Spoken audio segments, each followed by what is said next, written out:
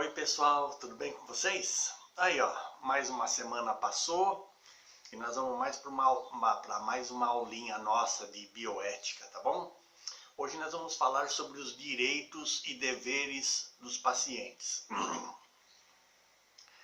Lembrando que nós vamos depois termos que entrar todos no Moodle, lá no chat, para que a gente possa marcar presença, tá bom? Vocês aí.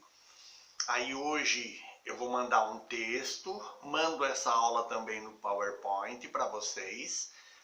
E aí nós vamos ter um trabalhinho, um questionário, com algumas perguntinhas e vocês vão mandar no meu e-mail. O e-mail mudou, mas eu mando para vocês o novo endereço, que é o meu nome, Leonel Riese, tudo junto. Aí seguido de 4 numerozinhos, 1, 2, 3, 4, @gmail.com, tá bom? Mas eu mando para vocês escritos depois no WhatsApp e a gente vai se falando. Então vamos para a nossa aulinha de hoje? Ó, todo paciente ele tem seus direitos, mas como tudo tem que ter seus deveres também. Muito mais nós da enfermagem que estamos ligados diretamente com esse povo. Então ele tem que ter um direito a um atendimento digno? Tem. Mas ele também tem o dever de te tratar dignamente. Não gritar com você, também ser respeitoso da mesma forma que você vai ser com ele. Então não tem muita dificuldade. E bioética é uma coisa, todo tratamento de ética, quando você vai para uma comissão, aí você fala assim, mas o paciente bateu na enfermeira ou no auxiliar de enfermagem. Então, se nós olharmos num primeiro momento, ele é culpado. Mas você tem que ver em que circunstância. Será que ele estava sob o efeito de alguma medicação que o deixou fora de si? É um atenuante. Será que o auxiliar tratou bem? Será que tanto será que? Porque não adianta você simplesmente olhar e já julgar. Muito fácil julgar. Mas nós vermos o que de fato aconteceu. Por isso que sempre há um estudo.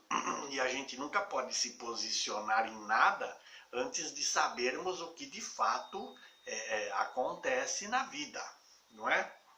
O paciente tem o direito de ser identificado pelo nome completo. Isso é óbvio. Não é? Desde o curso de quem fez aqueles antigos cursos de auxiliar de enfermagem, sabe? Você não vai chamar ô tiozinho, ô vozinha, ô mãezinha. Não é sua mãe, não é seu tio. É o respeito, tá bom? Ele tem o direito de identificar o profissional por um crachá visível? Claro que tem. Claro que tem. O hospital é uma coisa tão engraçado, não é? Você pode falar assim, tem portaria, é controlado, mas o hospital público é meio que bagunçado mesmo. Entra e sai, e pode entrar alguém de má fé e tentar alguma coisa, não é? Eu soube certa vez lá no Hospital Heliópolis, o pessoal estava operando um rapaz que tinha sofrido alguns tiros, e estava na sala de cirurgia, de repente entrou lá um grupo de pessoas armado com revólver, metralhadora, pediu para a equipe se afastar e terminou de matar o cara lá. Então é assim, ó. Mas os guardas não viram? Eu acho que depois que ouviram o barulho, isso aconteceu à noite, provavelmente teve polícia e tal, mas dependendo da quantidade de arma que o bandido tem, como é que você vai fazer? E entrou assim. Pelo que eu soube, eles entraram e ninguém viu. Percebe que então é uma coisa muito dinâmica? Não é?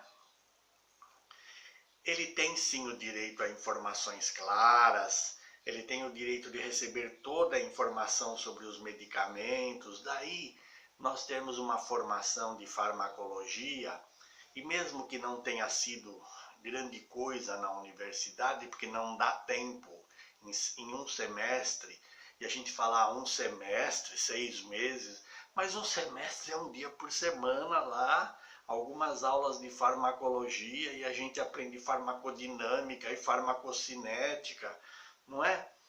Então, isso vai agora do nosso interesse de buscarmos um DEF enquanto enfermeiras e enfermeiros e nos aprofundarmos e saber o que aquele medicamento causa, quais são os principais sintomas. E num hospital, os medicamentos eles não são uma gama muito alta. Os médicos decidem o que vai ser utilizado e isso são em todos os andares e todos os quartos. Quando foge alguma exceção, algum tipo de medicamento diferente, é uma outra coisa. Mas, no geral, dá para a gente fazer um levantamento e se inteirar. Porque são quantos? 60? 70? Se for. Não é uma gama muito alta. E isso compete a nós na enfermagem, tá bom? A gente se inteirar disso. Nós nunca vamos terminar de estudar. E bioética, muito menos ainda, porque o mundo se modifica, tudo se transforma, não é? Hoje em dia, o paciente está com o celular, ele tem acesso à internet, ele sabe se aquele medicamento vai está condizente com a doença dele ou não. Oxa, ninguém é mais bobo e bobinho não, gente. Então, sabe, estudar sempre, se dedicar sempre. Agora vamos falar um pouco dos deveres. Olha, sempre o paciente e o representante legal ele tem o dever de dar as informações precisas e completas. Aí você fala assim, mas isso é uma coisa óbvia, né? Quando você tem um convênio médico é fácil. Mas que nem no Hospital Ipiranga lá em São Paulo, que fica na Avenida Nazaré, e eu às vezes acompanhava estágio lá do Senac, tinha uma senhora... Ela estava lá há 25 anos. Os pacientes, os parentes dela levaram essa senhora lá para ser internada, que estava passando mal e já era de idade, e deram endereço e telefone e tudo na época. Aí foram embora. Ou alguém ficou lá acompanhando, mas depois foi embora e ninguém viu. E até hoje está lá. Quer dizer, já deve ter falecido, não é? Então você vê que as pessoas abandonam, não querem ter trabalho, não é? E mesmo que a assistente social vá atrás, é complicado, viu? Tem pessoa que não faz declaração de imposto de renda, você não acha a pessoa mais. Ele tem o dever de demonstrar o entendimento das ações que estão sendo efetivadas. Ele tem um direito disso. Olha, o senhor sabe porque o senhor está sendo tratado, porque a senhora está sendo tratada. Então somos nós que vamos informar. E de seguir as instruções recomendadas pela equipe multiprofissional. Então ele tem deveres, tem deveres. Ele tem o dever de indicar um responsável financeiro pelo seu tratamento. No hospital público, às vezes medicamento de alto custo, até você conseguir uma liminar. Então, se alguém pode comprar, porque nem sempre o hospital público pode arcar com tudo isso. Então, assim, estudar sempre. Bioética, eu sempre falei, uma questão de análise, de percebermos de uma forma fria, de pararmos e pensarmos, lembrando que não tem certo e errado, cada caso é um caso a ser estudado, de bom senso, e nunca foi tão real e tão factível nós percebermos essa questão de ética hoje com essa pandemia que está no país. Troca-se o ministro da Saúde, o outro, nossa, o que eu já vi de coisa na internet, que ele se parece com Mick Jagger, que ele parece que tem uma cara de morto, se faz de sonso, não sabe se comunicar. Quer dizer, desrespeitam até o coitado, que possivelmente estudou muito, batalhou. Não estou defendendo ou atacando. A gente tem que se manter... É difícil você tomar um partido numa hora dessa, né? Eu entendo a posição do Bolsonaro quando ele quer que as pessoas voltem a trabalhar, porque senão o país vai quebrar não vai ter dinheiro para a saúde. Também entendo a posição do Dória, que quer manter o distanciamento, porque São Paulo está lascado com esse negócio de coronavírus aí. Então, e é uma situação que a gente nunca viveu, tá bom? Não tem um precedente na humanidade. Então, a partir de agora, nossa, isso vão dar estudos e teses de mestrado e doutorado, imaginem, não é? Daqui a alguns anos o que isso vai render.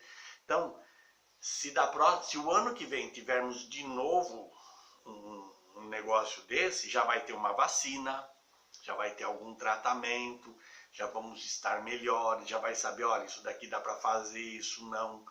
Mas por enquanto, questão de ética, olha, quer mais uma dessa do que o governo obrigar você a ficar em casa e você não ter um salário? Não é? Parece ser uma coisa absurda. E agora, vou morrer de fome? E o governo dá R$600 e que para a grande maioria não sai, porque sei lá o que tem está enroscado, ou nem sei se tem dinheiro mesmo. Olha que complicação. Aqui a minha aula, eu não me comprometo a fazer um julgamento político, econômico, não. Nem defendo, nem ataco ninguém. É um estudo e um alerta para a gente a pensar que não dá para você pegar uma linha e falar assim, não, eu sou a favor do Bolsonaro, porque ele está certo. E você falar, não, eu não sou contra o Bolsonaro. É difícil. Aí você fala assim, vai manter esse... Ô Léo, a gente vai ficar em cima do muro? Não. Tem coisa que ele tem razão. Tem coisa que não tem. Acredito que como presidente ele deveria ser um pouco mais polido para falar. Porque depois a imprensa cai matando, distorce. Quando vocês têm um cargo de chefia, e vocês enfermeiros e enfermeiras todos serão, cuidado. Uma postura, não precisa ser sisudo, bravo. Pode sorrir, pode brincar com seus funcionários.